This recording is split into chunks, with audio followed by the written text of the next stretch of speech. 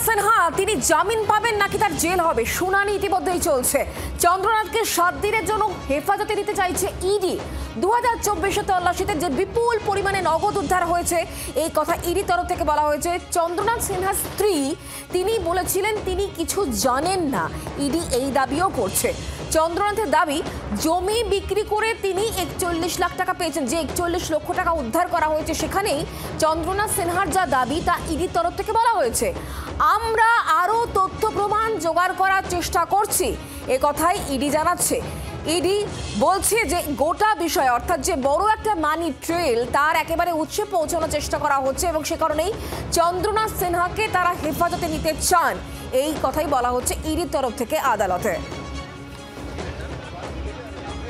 চন্দ্রনাথ সিনহা তার জেল হবে না বেল, এই প্রশ্নই আজকে সব থেকে বড় কারণ। চন্দ্রনাথ সিনহাকে 7 দিনের জন্য হেফাজতে নিতে চাইছে ইডি।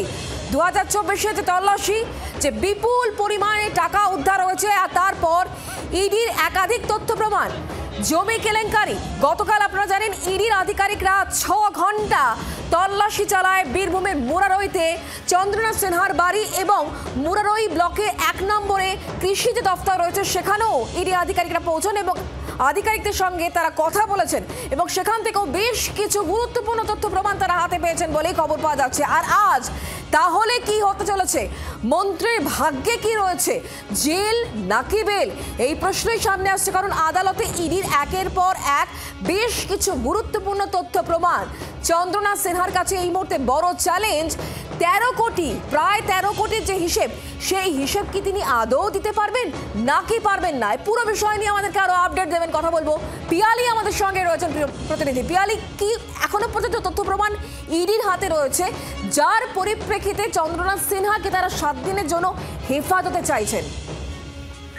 দেখো, চন্দ্রনাথ কেন হেফাজতে চাইছেন তার বিস্তারিত তথ্য তারা কেস ডায়েরি এবং তারা এই যে হেফাজতে চাইছেন তার সপক্ষে ইডির তরফ থেকে তারা আদালতে পেশ করে এবং ইডির যেটা বক্তব্য যে 41 লক্ষ টাকার একটা তো পাওয়া গিয়েছিল, যেখানে তিনি বলছেন সেটা কৃষির টাকা এবং তার সঙ্গে বলছেন যে কনস্ট্রাকশনের টাকা, কিন্তু তারা যখন তদন্ত করছে সেটা নিয়ে সন্দেহ হয় এর বাইরেও আরো টাকার হদিশ পাওয়া গেছে। দ্বিতীয়ত যে বেশ কিছু গুরুত্বপূর্ণ নথি তার কাছে চাওয়া হয়েছিল সেই নথি তাকে সময় দেওয়া সত্ত্বেও তিনি দেননি, কিন্তু যখন ইডি চার্জশিট ফাইল করলো তার একদিনের মধ্যে তিনি দিয়ে দিলেন এবং যে নথিগুলো দিলেন তার মধ্যে দেখা গেল যে একটা কৃষি সংক্রান্ত জমি নথি দেওয়া হচ্ছে যেটা মুরারাইয়ের কৃষি দপ্তরের ডিরেক্টর তিনি দিচ্ছেন। এখানে ইডির যেটা বক্তব্য যে তিনি কতটা প্রভাবশালী এবং সেই প্রভাব খাটিয়েই সম্ভবত সরকারি এই নথি তিনি জমা দিয়েছেন, তিনি প্রভাবশালী, তিনি তদন্ত সহযোগিতা করছেন না এবং যেটা বক্তব্য যে এই যে কৃষির টাকা বলছেন যে বা কনস্ট্রাকশনের টাকা দিচ্ছেন সেটা নিয়ে সন্দেহ রয়েছে। কেন ইডি এতদিনে হেফাজতে নেননি তার কারণ তাদের বক্তব্য যে তারা আরো তথ্য প্রমাণ জোগাড় করতে চাইছিলেন এবং তার লার্জার কানেকশন রয়েছে এবং তিনি যদি তথ্য প্রমাণ জোগাড় না করে তাকে যদি গ্রেফতার করা হতো তাহলে তার যারা সাঙ্গপাঙ্গরা রয়েছে তারা কিন্তু সতর্ক হয়ে যেত।